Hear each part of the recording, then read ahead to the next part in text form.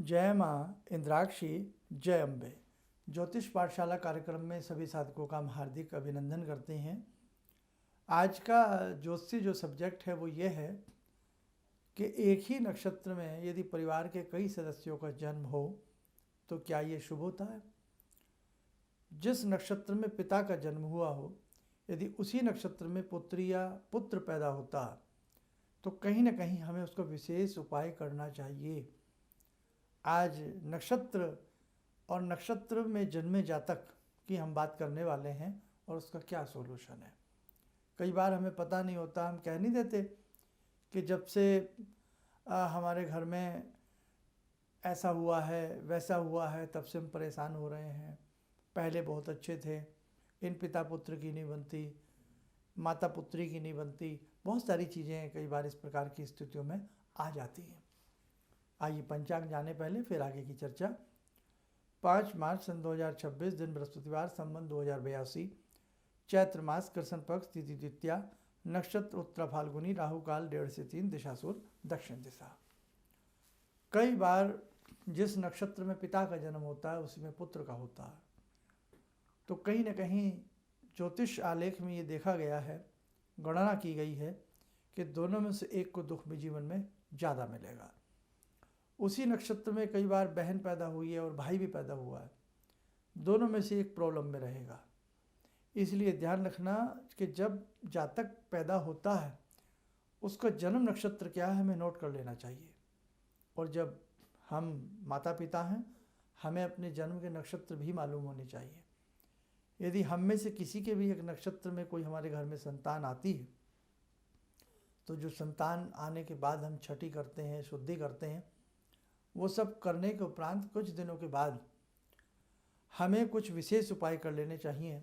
जैसे हमें गायत्री महानुष्ठान करा लेना चाहिए, उसी नक्षत्र का दान उसी नक्षत्र में कर देना चाहिए, मृत्युंजय मंत्र का जप कर लेना चाहिए और उसी के साथ साथ उसी नक्षत्र से, उसी नक्षत्र के मंत्र से यज्ञ कर देना चाहिए। एक बात तो ये हुई।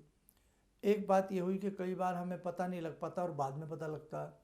या जैसे भाई दिव्य, आज आप हमारा कार्यक्रम सुन रहे हैं और ये चीज़ आज ही आपके सामने आए कि हमें तो पता नहीं था, हमने देखा कि हाँ हमारा नक्षत्र वही है, हमारे बच्चों का वही है, हमारे पति का वही है, हमारे बच्चों का वही है। पति पत्नी का हो तो कोई दिक्कत नहीं है, लेकिन उसी परिवार में आने वाली जो उनकी संतानें हैं उनका नक्षत्र उनसे मैच नहीं होना चाहिए। अगर आपको आज ही ये बात पता लगती है या बाद में भी पता लगती है और 10 साल बाद पता लगती है, हो सकता है हमें आज ये पता लगे कि अरे हाँ हमारा है, हमारे बच्चे का है, और हमें 20 साल बाद पता लग रही है, तो कोई बात नहीं, गायत्री अनुष्ठान सर्वश्रेष्ठ। नहीं तो जिस नक्षत्र में आपकी संतान पैदा हुई है या दोनों में से जिसे लग रहा है कि ज़्यादा दुख की प्राप्ति हो रही है, दोनों में से जिसके जीवन में लग रहा है ज़्यादा समस्याएं आ रही हैं, तो उसी व्यक्ति के जन्म नक्षत्र की शांति, जैसे गणमूल नक्षत्र की होती है लेकिन नक्षत्र वही रहेगा, उसी नक्षत्र का जो बीजात्मक मंत्र होता है उस मंत्र की जाप संख्या करवा दी जाए, उसी नक्षत्र के मंत्र से यज्ञ करा दिया जाए। हर नक्षत्र के अलग अलग दान होते हैं, उसी नक्षत्र का दान करवा दिया जाए। इसके लिए किसी मर्मज्ञ को जाकर के बच्चों की कुंडली या जो नक्षत्र आपने देखा है उस नक्षत्र के बाबत उनसे बात कर ली जाए। तो ये ध्यान रखना, ये एक बहुत बड़ा इफेक्ट डालने वाला योग होता है। अब हम एक संदेश देते हैं। 22 मार्च को वासंतिक नवरात्र की चतुर्थी है और वासंतिक नवरात्र में हम एक विशेष प्रकार की भगवती की उपासना कर रहे हैं।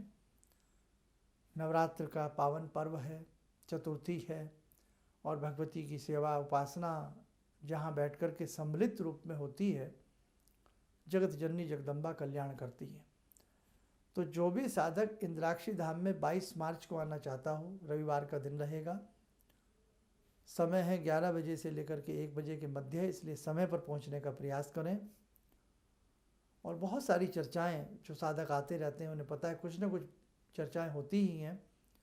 और सबसे बड़ी बात तो ये है, माँ के आंचल में बैठ कर के बच्चे बड़ा सुरक्षा महसूस करते हैं, सुरक्षित महसूस करते हैं।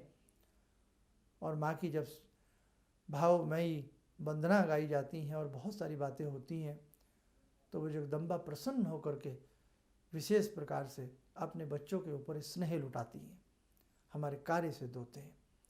तो ये 22 मार्च का है। और फिर 5 अप्रैल का एक बहुत बड़ा कार्यक्रम है, उसमें एक विशेष पूजन होने वाला है।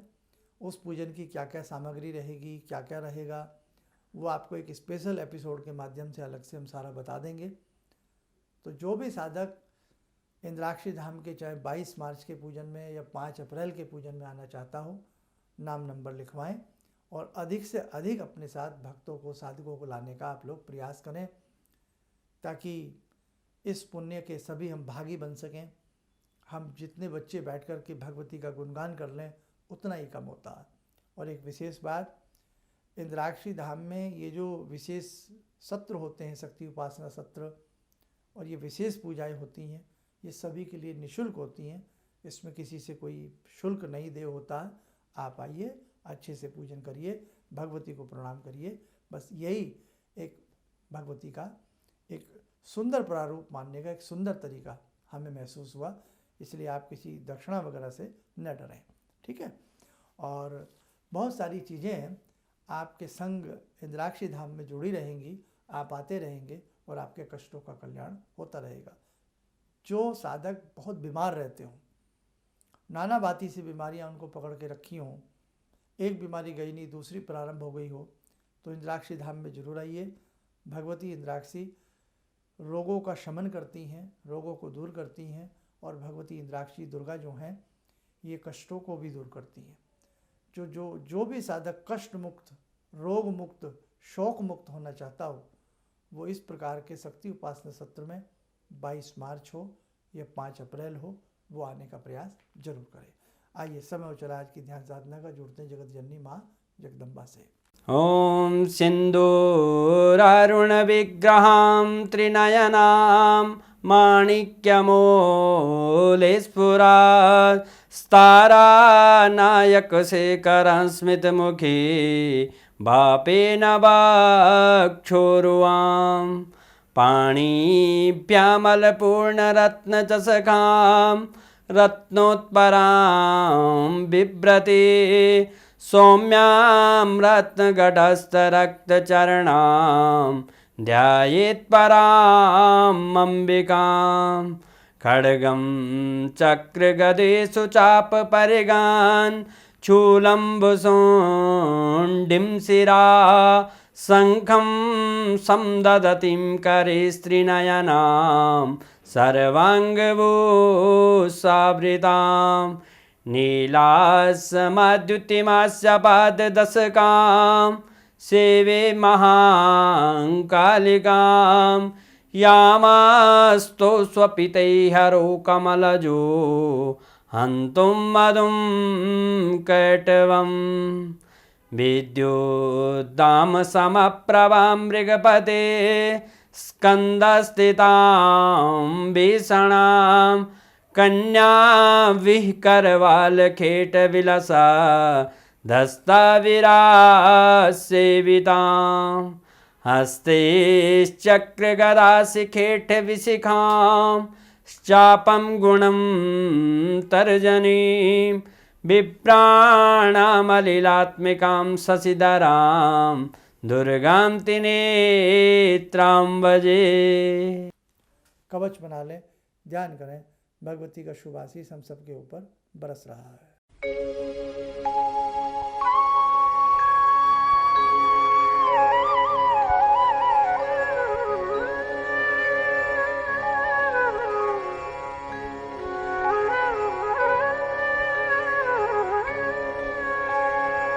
ओम बोलते हुए नेत्र खोलें, सामान्य हो जाए। देखो साधकों, बहुत सारी ऐसी चीज़ें समय समय पर आपको पता लगती रहेंगी, बस आप यूं ही प्रेम भाव से धाम के साथ जुड़े रहिएगा। चलिएगा, आप सब लोग स्वस्थ रहें, सुखी रहें। इन्हीं शुभकामनाओं के साथ हम अपनी वाणी को विराम देते हैं। जय जय अम्बे।